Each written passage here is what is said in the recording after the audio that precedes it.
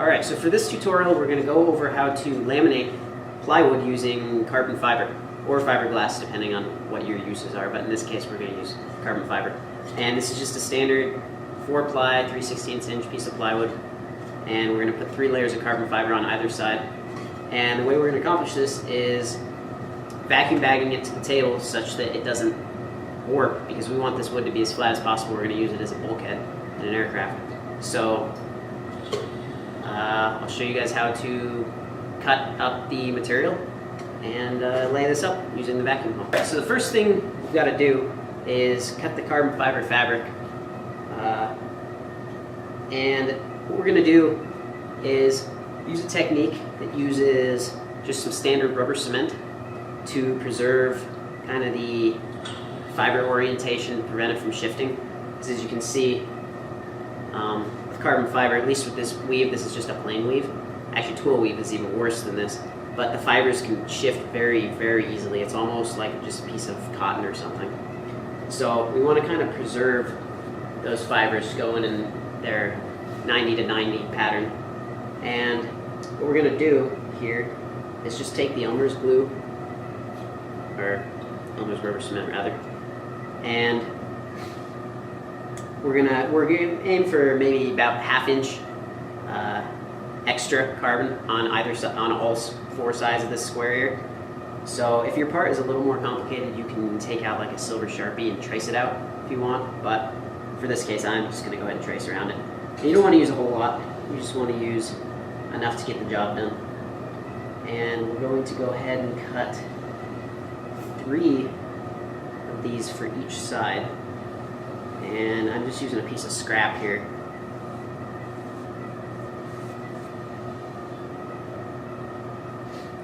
So you want to wait maybe 3 or 4 minutes for this stuff to dry. And what it'll do is it'll prevent the fibers from shifting, which we just talked about, but also fibers tend to just separate and peel off of the fabric, and that just makes it kind of hard to work with. We don't really want that, especially when we're putting the epoxy in it. Alright, so you can see we've got some rubber cement here on the carbon fiber, and now we're going to use a little technique here that makes things look a little cleaner, and also makes it nice for the next person who uses the carbon fiber. They don't have to deal with a messy edge. Now, chances are it will have stuck to the table a little bit, so you're just going to have to kind of peel it up because of the glue. Now, this may be kind of hard to see in the camera, can't really tell, but you can see that there's weave going this way and weave going this way. Well, we're going to want to try and cut along a single strand if possible. Now, it kind of takes some practice to get this down, but if you just follow kind of where the light reflects just right, so you follow this one thread all the way down, then not only does it look nice and clean, you don't get this nasty like frilly edge on here or anything, and it also helps prevent it from unraveling when you lay out the epoxy inside of it. So just cut along here.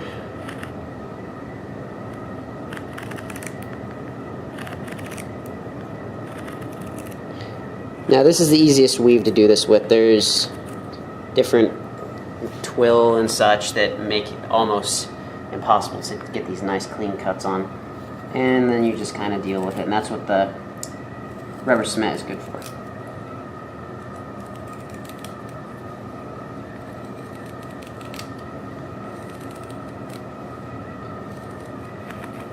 It's also good to use a nice sharp pair of scissors for this, which these are really kind of not, but they'll do. Alright, so we've got that. Kind of show what I'm talking about here with these fibers. So you can see how it follows just this one strand all the way along. And it just makes it look kind of clean and a little nicer. And that's that. Alright, so we've got the 6 pieces of carbon fiber here cut. Let's set those to the side. What we also need to cut is just some of this this bag, it's actually not a bag, it's just film. But if you don't have any film, you can also just cut a bag in half and use that. This is what we're going to use to vacuum bag the product to the table. We're going to use vacuum tape, which is basically like clay, to stick this to the table, make an airtight seal. So we've got that. And you make that extra large because we want everything to be able to fit underneath it, of course. And then we have our release film here that we're going to use. And this is just like Teflon coated fiberglass, essentially. They sell all kinds of different types, but that's what we're going to use for this one. It leaves just kind of a dull texture, not a shiny texture, so it's nice and easy to sand. We want 2 of these because we're going to be laying carbon fiber on both sides. We want to be able to release the breather. And then we have our just regular cotton breather here. It's cut, oh, here I can show you here. Piece here. We cut it extra large so that we can put the vacuum valve on here to get full coverage of that vacuum. So basically what this is going to do is it's going to suck out the extra epoxy, and it's going to serve to distribute the vacuum evenly across the entire surface. And we cut 4 pieces of this. Normally for carbon fiber, I usually do 1 for every 2 layers of carbon fiber. But since we only have 3, I decided to just go with 2 on either side just to be sure. So that's that. Now we're gonna go ahead and mix up some epoxy and get this thing going. All right, so if you've seen in previous videos, we're just gonna go ahead and mix some of the standard laminating resin using a kitchen scale here. Now, the amount to mix is somewhat of a educated guess. We don't have any sort of firm formula or anything to tell us how much to mix. It's something you just kind of get by experience. But I'm gonna mix, I guess I'm gonna mix 100 grams to cover all of this, and I think I probably should do it. If it doesn't, then you just have to end up mixing more. It's not that big a deal. So again, just use your popsicle stick so it doesn't get all over the side of the bottle. Alright, that's the resin. And we're just going to use the standard slow hardener here. 40-to-1 ratio, so we're just going to go, or 40 to 100 I should say. So we're adding 40 grams of this stuff. Make sure there's no dust on the lid.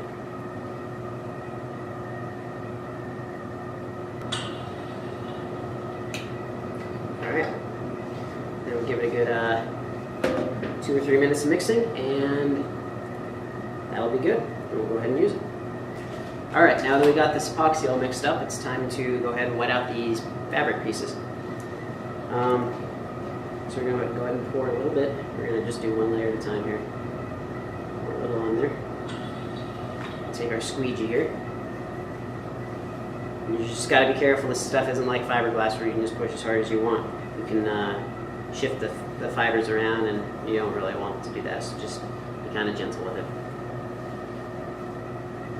You just want to get the entire surface nice and wet. And scrape off the excess later. Now, carbon fiber also, at least this weave, soaks up a lot more epoxy than you may be used to with fiberglass or Kevlar, for example. And that's just due to the nature of how thick this fabric is.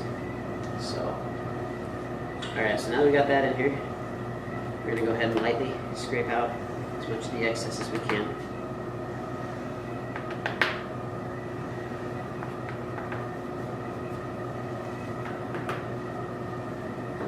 Set this aside here. We're going to just take 1 layer at a time and go ahead and lay it onto our piece of plywood here.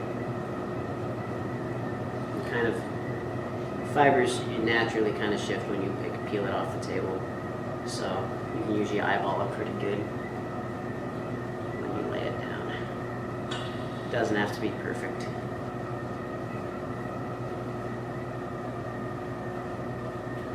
You want to smooth out all the wrinkles and bubbles and such. And also you want to make sure there's no dirt underneath, because that'll make little bumps and stuff.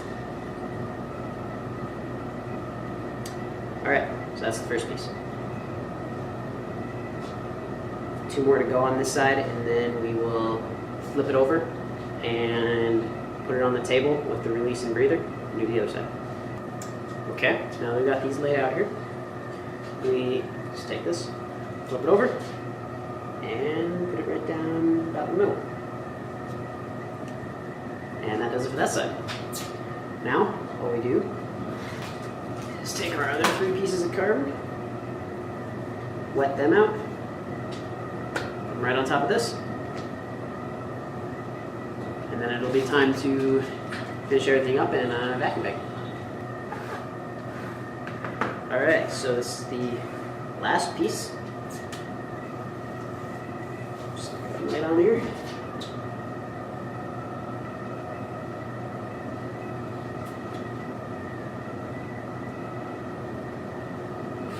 Alright, so now take the next piece of release that we have here. Again, just lay it about in the center. And what you can do is you can kind of press this down to make sure there's no bubbles or anything. But this being a flat piece, it's pretty easy to not get bubbles. And then you take your 2 remaining pieces of breather. Make sure you get full coverage on that. And now it's ready to put the bag on top. I'm going to clean this spot off here real quick, because this is where we want it to go, right on the end of the table here. Alright, so here's the vacuum pump we use.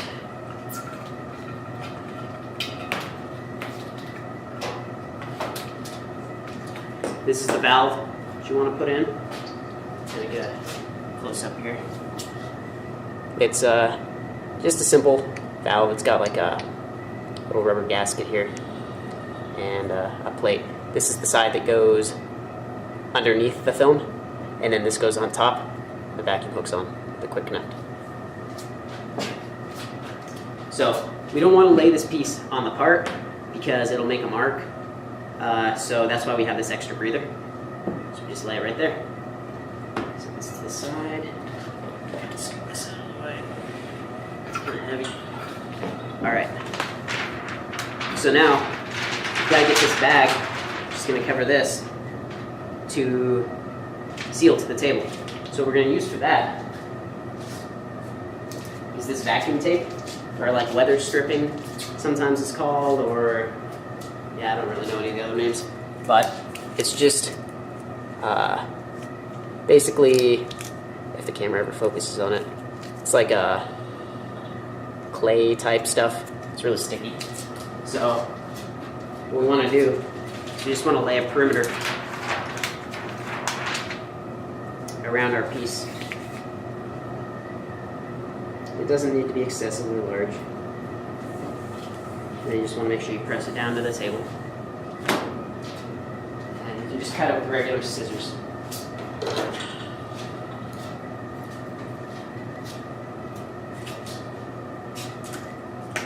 Now, in the corners, I'll bring the camera in close and show you a little extra detail on how those corners are done to prevent them from leaking.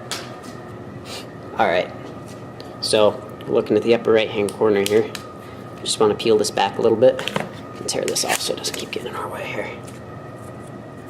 And you just want to take your weather stripping here, and you can just kind of lay it over, give it some slack, and give it a nice pinch right over on both sides. Just kind of massage it down, and that's how you do corners. And so, a lot of times they'll leak at the beginning, but you'll be able to hear them hissing, and you basically just press down, and that'll fix it. So then we go around, we do the rest of these. So now I've got this stuff all laid down here. Just go ahead and remove its backing. Set that stuff to the side. Take our film, and we've got one shot at this. If you mess up, well, it doesn't usually come off very easy, and you're going to probably end up having to redo the whole thing.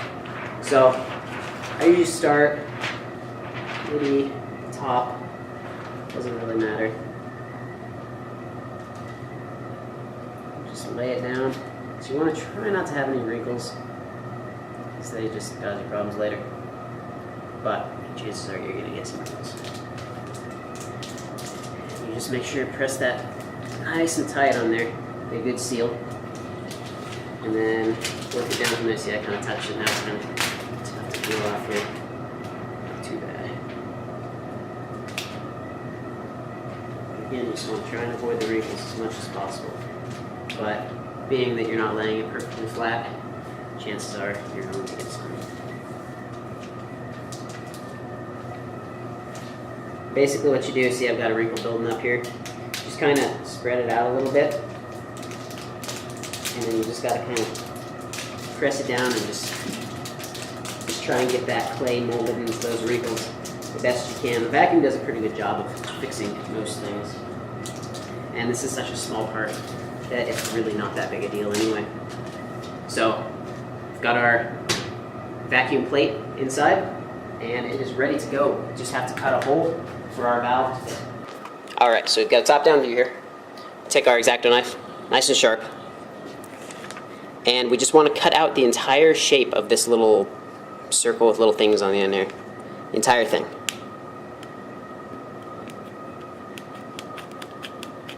So you just kind of, you can use the metal as like a scissor effect here. Get this cut off here. It doesn't have to be perfect, but just get that cut out. Gotta be careful not to punch a hole in the bag too, that'd be no good. So then you end up with this little piece that comes out. And then that'll fit the bottom of your valve just perfectly. Put that in there, give it a nice hard twist, lock it down. And then we put our quick connect for the vacuum on there. And see, it's on like a swivel mount and everything, so it can kind of float around. Now, vacuum pump, I guess maybe I should show this in case someone uses this exact pump again. It's got a simple on-off valve right here. You know it's on when this is up, indicating the air is flowing through. Then that's off. And it's got a vacuum gauge here. This vacuum gauge is wrong. Full, you can tell what the pump is reading full vacuum if you turn this off, and it reads about 16 inches of mercury, which is wrong. But we just kind of know that. We just deal with it. It's not worth replacing. So, and it's just got a switch in the cord. So you usually start it in the off position. Turn the pump on. And you see here what I was talking about with the gauge reading about 16 or so, or 17. So that's that. And then for a part like this, we don't care if you have any less than full vacuum. So go ahead and turn it on. That all down nice and good. So what you can do afterwards is go ahead and turn this off. Then you can turn the pump off. And see how you can hear the hissing? Or I guess you can't see it, but you can hear it. That's usually on the corners. And you just kind of massage those corners in some more. See hissing stop? Well, it might because it lost pressure, so we go ahead and do that again. Turn it off, unplug it. No more hissing. So I fixed that. So it's tempting to, since it's not leaking, turn it off and leave it like this, but it's really not a good idea because usually it'll end up leaking it overnight since you're gonna leave it overnight. So if somebody else is working here, they're just gonna have to deal with it. So luckily it's not tonight because it's a Sunday night, so it's all good. So we're gonna go ahead and turn this on, and that'll be that for this layup. You can use this technique to do a wide variety of various flat table layups, such as you can use Kevlar, you can use fiberglass, you can use carbon fiber Kevlar hybrids. You don't even have to use wood sandwiched in between. You can use foam, you can use nothing, you can just make a flat sheet of composites. Yeah, you can be creative. We use this for all kinds of things to make sure we get a nice flat product. One other thing to note actually is that this particular table here tends to peel up with vacuum pressure on it, so we end up having to put weights on the corners. Otherwise you end up with a warped piece at the end, which nobody wants. So that's that for this tutorial. I'm going to go ahead and turn on this vacuum pump, and that's it.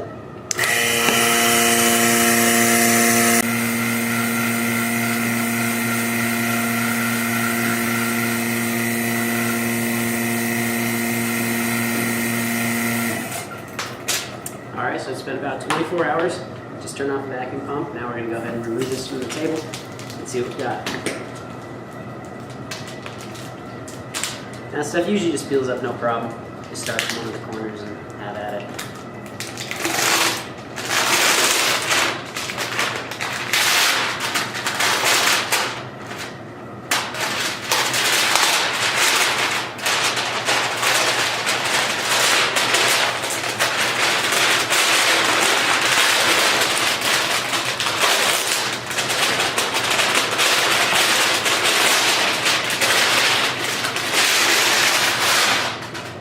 Alright, so as long as you put enough layers of breather, you're going to have any problem removing this from the table. If you didn't, then it'll probably have gotten glued to the table. So, looks like I put enough breather this time. And chances are that none of this stuff is salvageable. If some of it is, then I guess you used too much, but in this case, we're just going to throw it all away. So you can go ahead and peel all these layers off. Everything should come off nice and easy. Actually, you can see that this piece doesn't really have any epoxy on it. It'd be shiny if it did. So we can actually save this piece, use it again.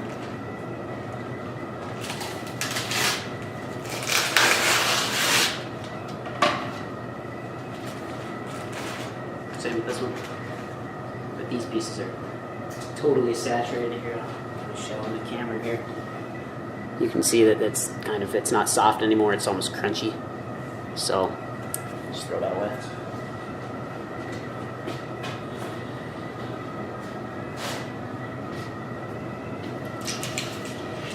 And now we've got our nice shiny piece of carbon fiber and plywood. And that's it.